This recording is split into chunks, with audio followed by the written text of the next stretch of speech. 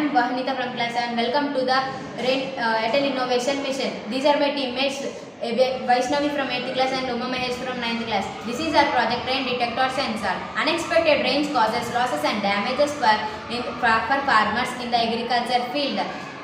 During drying the harvest and for domestic purposes also. If it rains, we find water everywhere. The clothes will become wet. To avoid this problem, we prepared this raindrop detector. Here is a simple and reliable circuit of the rainwater detector. It can constructed at low cost. In this project, we have designed a simple rain alarm circuit which detecting on rain will activate a buzzer. Based on the buzzer, we take the necessary actions. Materials required: Arduino board, breadboard, buzzer and connecting wires, rain sensor, etc. At first, the sensing pad has to connect to the sensor. The sensor is the main component in the circuit. The sensor should be connected to the power supply through the wires.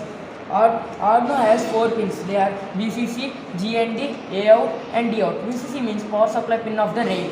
5 volts power supply. GND means ground pin of the Arduino should be connected to it. And AOut means analog output, gives us an analog signal between VCC and GND. DOut means digital output pin, gives us a output low indicated rain is detected. Both the pins of the rain module are VCC and GND are connected to the 5 volts power supply. Connect the rain detecting sensor to the timer circuit and the buzzer.